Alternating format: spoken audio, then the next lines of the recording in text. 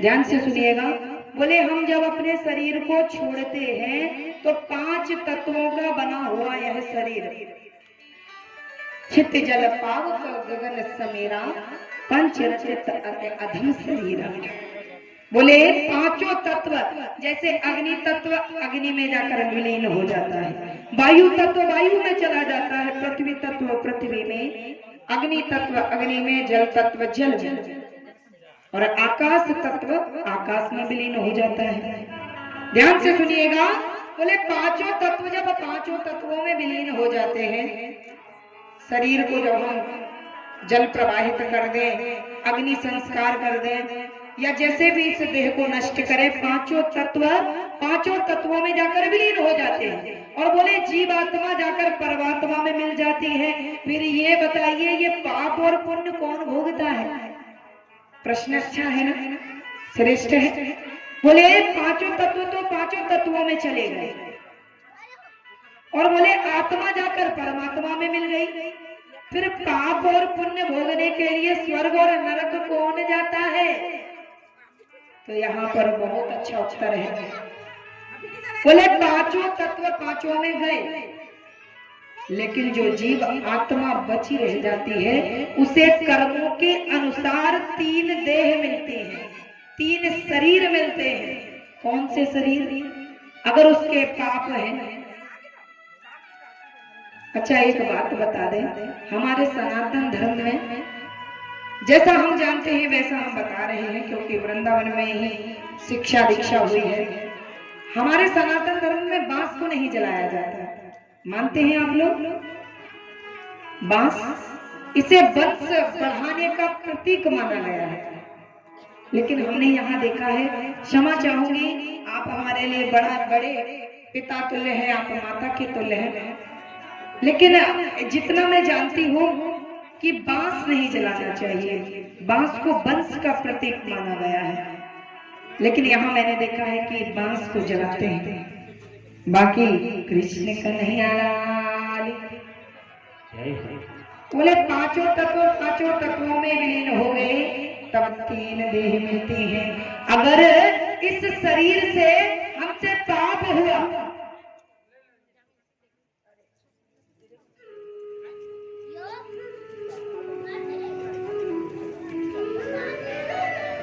बोले अगर हमसे पाप हुआ तो हमें यातना देह मिलती है। कौन सी देह? यातना देह। हमें यातना देह मिलती है। यातना किसकी पुत्री है? किसकी वंशज है? यातना यानी सजा। सजा किसकी वंशज है? कलयुग की। कलयुग की पोती है यातना। कौन है? पोती। बोले अगर हम पाप करते हैं तो हमें यातना देह मिलती है। उस यातना देह को लेकर हम नरकों में जाते हैं। नरक कहाँ है? बोले धरती के नीचे 7 लोकों में 28 नरक है। कितने? 28। धरती के नीचे 7 लोग जो कल बताए थे, कौन से 7 लोग है? अतल वितल सुतल तलातल और सातल महातल और पाताल। बोले इन 7 लोकों में दक्षिण दिशा की ओर यम की पुरी है। बोले वहां पर 28 नरक है, और उन 28 नरकों में हम उस यातना देह को लेकर जाते हैं और अपने पापों को भोग कर वापस आ जाते हैं, और हमारी वो देह वहीं पर छूट जाती है। अगर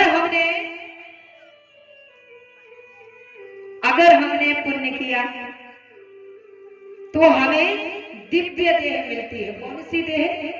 दिव्य देह। और उस दिव्य देह को लेकर हम स्वर्ग में जाते हैं, और स्वर्ग में तब तक रहते हैं जब तक हमारे पास हमारे पुण्य रहते हैं। यहाँ की एक बात और निराली है, माताएं ऐसे थाल सजा सजा कर लाती हैं जैसे कि नवरात्रि की नवमी हो। क्या बात है, धन्य है छत्तीसगढ़ की माताएं।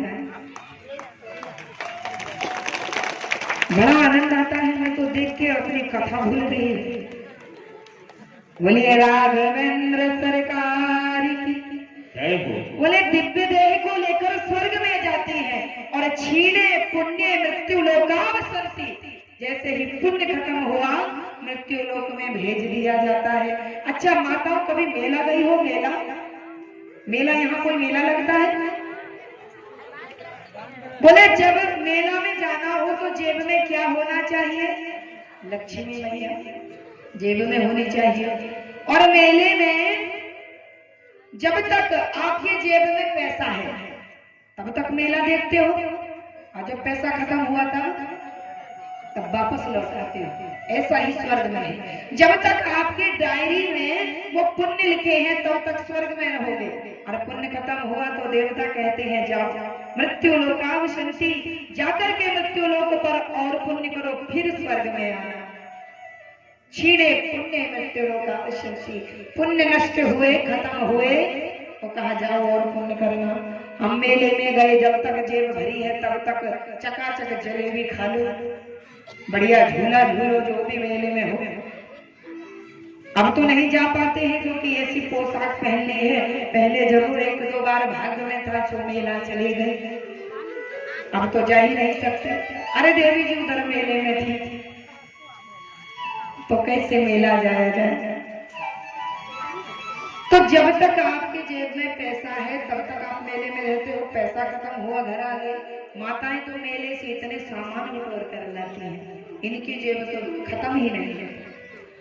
तो बोले बिल्कुल ऐसे ही पुण्य का होता है, जब आपके पुण्य नष्ट हुए आपको वापस घर आना पड़ता है, घर यानी कि मृत्यु लोक पर। और तीसरी देह कब मिलती है? जब आपके पुण्य और पाप समान हैं, तब मिलती है चिन्मय देह। ए मैया मेरे लाला को पूरी दाब देगी का? मार तुलसी मार फूल बाको मोड़ो भी ना दिख रहा। बोलिए कृष्ण कन्हैया लाल।